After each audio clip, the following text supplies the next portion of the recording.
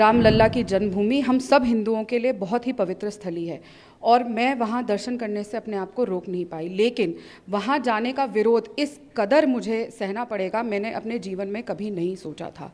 मेरे साथ छत्तीसगढ़ प्रदेश कांग्रेस कार्यालय में अभद्रता हुई, मुझे वहाँ पे धक्का मुक्की करी गई, कमरे में बंद कर दिया गया, लेकिन मेरे साथ न्याय नहीं हुआ। मैं चीख चीख कर गुहार करती रही, छोटे से लेकर सबसे बड़े शीर्ष नेतृत्व तक गुहार करती रही, लेकिन मुझे न्याय नहीं मिला। न्याय की लड़ाई लड़ रही हूँ और मेरी लड़ाई कायम रहेगी। लड़की हूँ, लड़ रही हूँ और अंत तक न्याय के लिए लड़ती रहूँगी। आपकी लड़ाई रामलला से है कि आपकी लड़ाई किसी पॉलिटिकल पार्टी से है?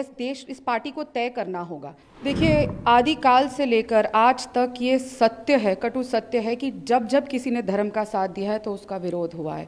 चाहे हिरण्यकश्यप जी हो, चाहे रावण से लेकर कंस तक, ये सब उदाहरण है कि किस तरीके से जब जब धर्म का साथ दिया जाता है तो उन लोगों का विरोध किया जाता है। श्री अयोध्या धाम रामलला की जन्मभूमि हम सब हिंदुओं के लिए बहुत ही पवित्र स्थली है और मैं वहाँ दर्शन करने से अपने आप को रोक नहीं पाई, लेकिन वहाँ जाने का विरोध इस कदर मुझे सहना पड़ेगा, मैंने अपने जीवन में कभी नहीं सोचा था।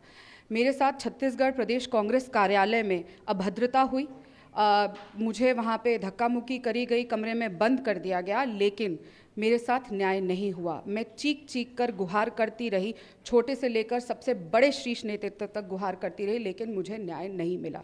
और सिर्फ इसलिए नहीं मिला क्योंकि मैं राम मंदिर होकर आई, मैं रामलला के दर्शन कर कर आई और मैं अपने आप को इस बात से रोक नहीं पाई। जिस दिन से 25 अप्रैल को मैं रामलला के दर्शन करते आई हूँ, मुझे निरंतर विरोध का सामना करना पड़ रहा है पार्टी से, और वो विरोध अब मुझे न्याय के हक से दूर कर देगा और मुझे न्याय नहीं दिया जाएगा।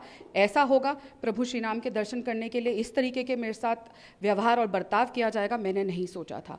22 साल मैंने इस पार्टी में रहकर सेवा करने का काम किया है। NSUI से लेकर AICC मीडिया नेशनल कोऑर्डिनेटर प्रवक्ता होने के नाते मैंने कार्य किए हैं और पूरी निष्ठा से और काम किया है, लेकिन आज जब मुझे न्याय की ज़रूरत थी तो पार्टी चुप थी और मुझे कह दिया गया कि चुप रहो और कोई तुम्हें न्याय नहीं मिलेगा। तो बहुत दुख के साथ, बहुत पीड़ा के साथ आज मुझे अपने पार्टी पद से, प्राथमिक सदस्यता से मैंने इस्तीफा दिया है, लेकिन मुझे पूरा यकीन है कि रामलला मुझे न्याय ज़रूर देंगे। मैं ज्वाइनिंग को लेकर भी विचार जी बिल्कुल नहीं, ऐसा नहीं है। मैं अभी सिर्फ न्याय की लड़ाई लड़ रही हूँ और मेरी लड़ाई कायम रहेगी।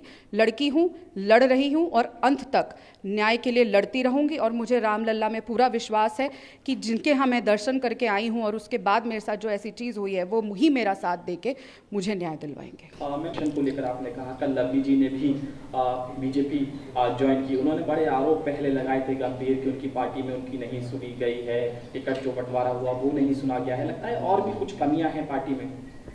देखिए, मैं इतना जानती हूँ कि पार्टी जैसा कहती रही मैं वैसा करती रही। मैंने कभी भी पार्टी लाइन क्रॉस नहीं करी, पूरी निष्ठा से, पूरी ईमानदारी से मैंने काम किया है। अभी भी मैं पिछले 1 महीने से छत्तीसगढ़ में थी, लेकिन जब हम दिन रात इस पार्टी के लिए काम करते हैं, न्याय की लड़ाई लड़ते हैं और जब हमारे साथ ऐसी घटना होती है जैसा मेरे साथ हुआ, मैं चीखती चिल्लाती जो हमारा मंदिर है वहाँ से भागी और फिर भी न्याय नहीं मिला और सबने मुझे चुप करने को कह दिया गया, सिर्फ इसीलिए क्योंकि मैं प्रभु श्री राम के दर्शन करके आई हूँ, सिर्फ इसीलिए क्योंकि मैं एक हिंदू हूँ, एक सनातन धर्म को फॉलो करने वाली हूँ, हिंदू धर्म को रामलला के पूजा उपासना करने वाली हूँ, तो इसीलिए मुझे न्याय ना देना। तो ये पार्टी कहाँ जा रही है, क्या कर रही है? आपकी लड़ाई रामलला से है कि आपकी लड़ाई किसी पॉलिटिकल पार्टी से है? इस पार्टी को तय करना होगा। और बाकी चीज़ें तो हम जानते ही हैं किस तरीके से क्या इस पार्टी में हो रहा है, पर लगातार ऐसी चीज़ों पे जाके खिलाफत करना, और मुद्दा ये नहीं है कि चुनाव है क्या है, मुद्दा ये है कि प्रभु श्री राम जो सबके आराध्य है, पूरा देश, पूरे विश्व में खुशी है राम मंदिर की, लेकिन उसकी वजह से कि जो राम जी की उपासना करते हैं उनके साथ ऐसी अभद्रता करना और फिर न्याय ना देना, इससे बड़ा पाप नहीं हो सकता। आपके द्वारा भी आपका इस्तीफा स्वीकार कर लिया गया? मैंने अपना इस्तीफा भेज दिया है। मैंने 6 दिन इंतज़ार किया, न्याय की गुहार करी, मुझे लगातार बोल दिया गया इंतज़ार करो, चुनाव है, रहन दो, भूल जाओ। यहाँ के साफ साफ बोल दिया गया तुम्हें न्याय नहीं मिलेगा, कुछ नहीं होगा। तो इंतज़ार करते करते अब मैं प्रभु श्री राम के चरणों में पहुँच गई हूँ, उन्हीं से न्याय की उम्मीद है और मैं जानती हूँ मर्यादा पुरुषोत्तम प्रभु श्री राम मुझे न्याय स्वयं देंगे। मैं लड़ेंगे, लेकिन उन्होंने रायबरेली से चुनाव लड़ने का फैसला किया। ऐसे में कुछ निराशा आप लोगों को भी थी, क्योंकि कहीं ना कहीं शीर्ष नेतृत्व भी जब ऐसे झुककर सामने आता है तो? देखिए मैं अभी इसी बात पे कायम रहना चाहूँगी क्योंकि एक बहुत ही संवेदनशील मुद्दा है और मैं बहुत परेशान हूँ, बहुत दुखी हूँ, बहुत ही अंदर से।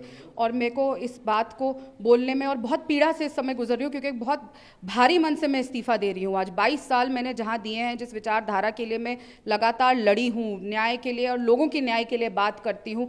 हमारी पार्टी बात करती है महिला न्याय के लिए, किसान न्याय के लिए, युवा न्याय के लिए, श्रमिक न्याय के लिए। और जब खुद के घर में अन्याय होता है और उस पर चुप्पी साध लेते हैं क्योंकि सिर्फ इसीलिए क्योंकि हम राम जी के दर्शन करके आए और न्याय देने से हमें इनकार कर दिया जाता है, तो इस समय ये बहुत ही गहरी चिंतन की बात है। बाकी वो किधर से चुनाव लड़े वो उनकी खुद की मर्जी है, लेकिन मैं अभी और कुछ कहने की स्थिति में नहीं।